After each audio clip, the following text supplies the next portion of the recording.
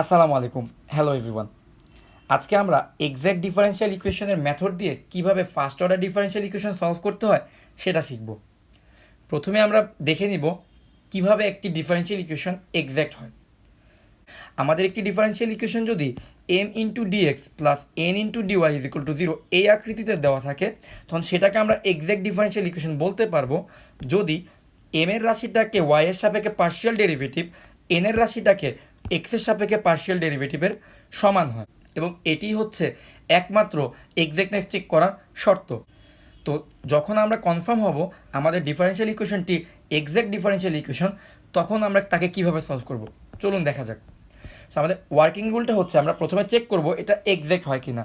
যখন আমরা কনফার্ম হবো যে আমাদের ডিফারেনশিয়াল ইকুয়েশনটি এক্স্যাক্ট, তখন আমরা এম এর রাশিটুকুকে ডিএক্সের সাপেক্ষে ইন্টিগ্রেট করব এবং সেখানে ওয়াইকে আমরা কনস্ট্যান্ট ধরবো, এবং এন এর রাশিটুকুকে আমরা ডিওয়াইয়ের সাপেক্ষে ইন্টিগ্রেট করব এবং সেখানে আমরা এক্স ফ্রি টার্ম করব, অর্থাৎ এক্সের টার্মগুলোকে আমরা বাদ দিয়ে দিব। অর্থাৎ ধরলাম কোনো একটা ডিফারেনশিয়াল ইকুয়েশনে এন এর রাশি হচ্ছে Y square plus x Y, সেখানে এক্সের টার্ম কোনটা, এক্স ওয়াই হচ্ছে আমার এক্সের টার্ম, তাহলে এই এক্স ওয়াইকে আমি বাদ দিয়ে ইন্টিগ্রেশনটা করব, এক্স ওয়াইকে বাদ দিয়ে বাকি অংশগুলোকে আমি ইন্টিগ্রেট করব is equal to C. So এটাই হয়ে যাবে আমাদের এক্স্যাক্ট ডিফারেনশিয়াল ইকুয়েশনের সলভিং মেথড বা ওয়ার্কিং রুল। এবার একটি আমরা প্র্যাকটিস প্রবলেম নিব এবং সেটা সলভ করার চেষ্টা করব। X square plus Y square into dx plus 2xy into dy is equal to 0। So প্রথমে আমরা চেক করব এই ডিফারেনশিয়াল ইকুয়েশনটি এক্সাক্ট হয় কিনা, যেখানে X square plus Y square হচ্ছে আমার এম এবং ডিওয়াইয়ের সাথে যেটা আছে অর্থাৎ 2xy হচ্ছে আমার এন। তো আমরা যদি এমকে ডেল ওয়াইয়ের সাপেক্ষে পার্শিয়াল ডেরিভেটিভ করি তো আমরা পাবো 2y, আবার এনকে যদি ডেল এক্সের সাপেক্ষে পার্শিয়াল ডেরিভেটিভ করি আমি পাবো 2y। যেহেতু আমাদের এম এর পার্শিয়াল ডেরিভেটিভ ওয়াই রেসপেক্টে এবং এন এর পার্শিয়াল ডেরিভেটিভ এক্স এর রেসপেক্টে সমান হয়েছে, তাই এই ডিফারেনশিয়াল ইকুয়েশনটি এক্স্যাক্ট ডিফারেনশিয়াল ইকুয়েশন। তো এটাকে সলভ করার জন্য আমরা যেটা করব, আমাদের প্রথমে এম এর অংশটুকুকে ডিএক্স এর সাপেক্ষে ইন্টিগ্রেট করবো, যেখানে আমরা ওয়াইকে কনস্ট্যান্ট ধরবো, এবং এন এর আমাদের যেই রাশিটুকু ছিল সেই রাশিটুকু থেকে আমরা এক্স ফ্রি টার্ম করবো, অর্থাৎ এক্স এর টার্মগুলোকে বাদ দিয়ে দিব। তাহলে আমাদের এন এর রাশি ছিল 2xy যেহেতু আমাদের এক্স এর টার্ম, তাই এই অংশটুকুকে আমরা ইন্টিগ্রেট করবো 0 ধরে। আর এখানে এক্স স্কোয়ার প্লাস ওয়াই স্কোয়ারকে আমরা ইন্টিগ্রেট করলে আমরা পাবো এক্স কিউব বাই 3।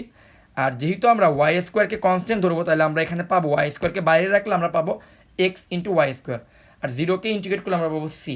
আমরা অ্যান্সার পেয়ে গেলাম x cube by 3 plus x y square is equal to c.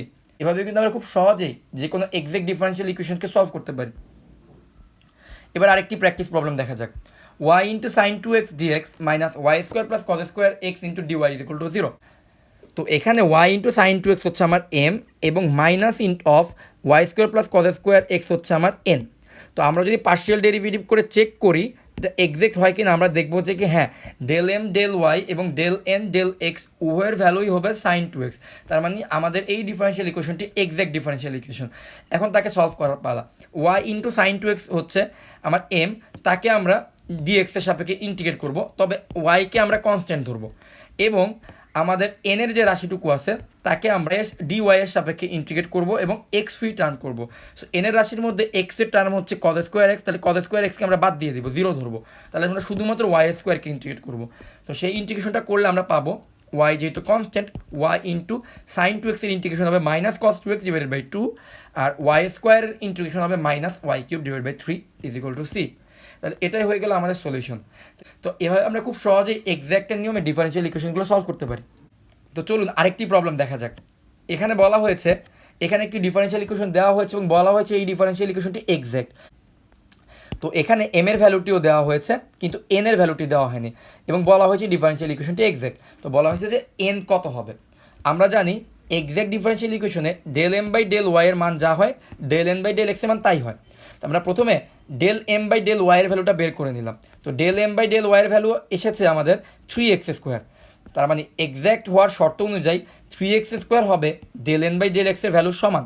তাহলে del N by del x যদি 3x স্কোয়ার হয়, শুধু এন ইজ ইকুয়াল টু কী হবে, আমরা যদি উভয় পাশে ডিএক্সের সাপেক্ষে ইন্টিগ্রেট করি তাহলে আমরা শুধু এন এর ভ্যালুটা পেয়ে যাবো। তো উভয় পাশে ডিএক্সের সাপেক্ষে ইন্টিগ্রেট করলে আমরা পাবো এক্স কিউব প্লাস সি। তাহলে এটাই হবে আমাদের সেই এন এর ফাংশনটি।